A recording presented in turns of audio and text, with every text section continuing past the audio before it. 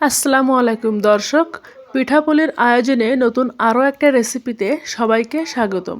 আজকে তৈরি করেছি দুধ পুলি পিঠা। এত বেশি নরম তুলতুলে যে চামচ দিয়ে তুলতে গেলে ভেঙে টুকরো টুকরো হয়ে পড়ে যাচ্ছে।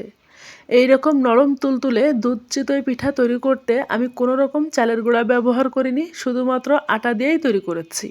চলুন রেসিপিটি শেয়ার করি। প্রথমে 2 কাপ পরিমাণ আটা নিয়ে নিচ্ছি। আপনারা চাইলে আটার পরিবর্তে ময়দাও নিতে পারেন। হাফ চা চামচ দিয়ে দিচ্ছি লবণ। এখন আমি নর্মাল টেম্পারেচারের পানি নিয়ে নিচ্ছি, গরমও না ঠান্ডাও না। প্রথমে 1 কাপ পানি নিচ্ছি, পরবর্তীতে আরও পানি যোগ করব। একটা হ্যান্ড বিটারের সাহায্যে মিশিয়ে নিচ্ছি, চাইলে একটা চামচ দিয়েও মিশিয়ে নিতে পারেন। আমি আরও 1 কাপ পানি দিয়ে দিচ্ছি, অর্থাৎ পানি ব্যবহার করছি। এখন খুব ভালো মতো মিশিয়ে একটা স্মুথ ব্যাটার তৈরি করতে হবে, যেন এর ভেতরে কোনো রকম দলা দলা ভাব অর্থাৎ লাম্পস না তৈরি হয়। একটু সময় নিয়ে এইভাবে মিশিয়ে নিতে হবে। এই ব্যাটারটা একটু ঘন হবে।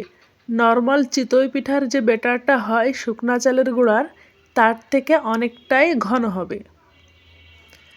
লক্ষ্য করুন, আমার মিশিয়ে নেওয়া হয়ে গিয়েছে। এখন 10 মিনিটের জন্য রেস্টে রেখেছিলাম, ফিরে আসছি 10 মিনিট পর।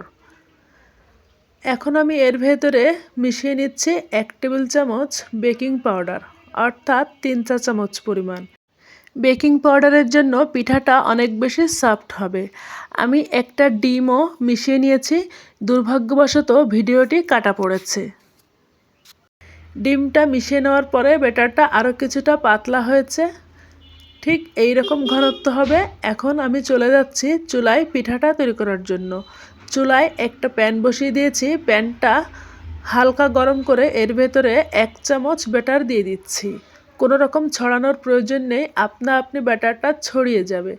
লক্ষ্য করছেন খুব দ্রুতই কিন্তু এর ভেতরে একদম ছিদ্র ছিদ্র ভাব তৈরি হচ্ছে। এর ফলে পিঠাটা অনেক বেশি জালি জালি হবে। যখন উপরিভাগটা অনেকটাই এইরকম শুকিয়ে আসবে, তখন এইরকম একটা খুন্তির সাহায্যে তুলে নিতে হবে।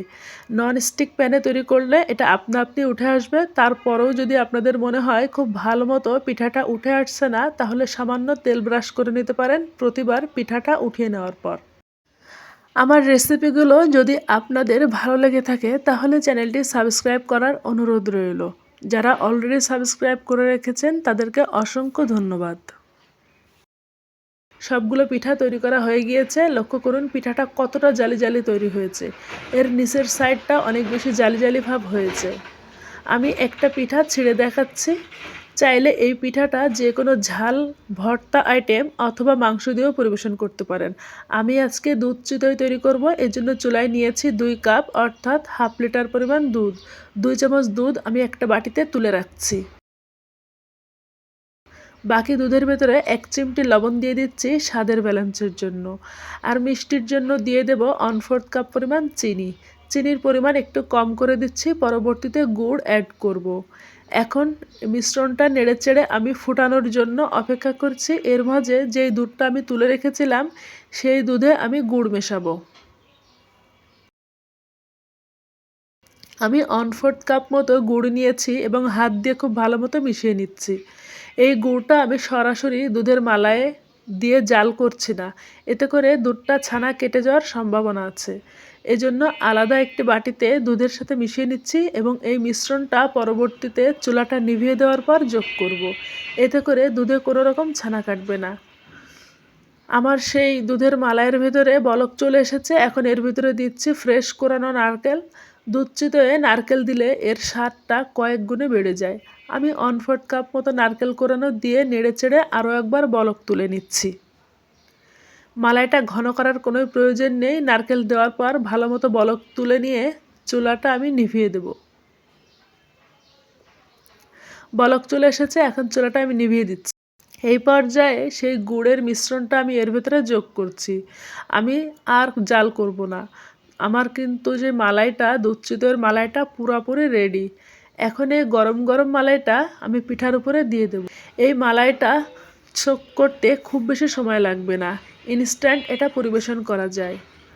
আমি মালাইটা দেওয়ার 10 মিনিট পর ফিরে আসছি। এই 10 মিনিটেই কিন্তু মালাইটা খুব ভালো মতো চুষে নিয়েছে।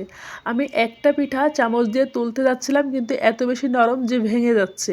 তাই একটু সাবধানে তুলে নিতে হবে। এত বেশি নরম তুলতুলে এই পিঠাটা আপনারা বাসায় একবার হলেও ট্রাই করবেন।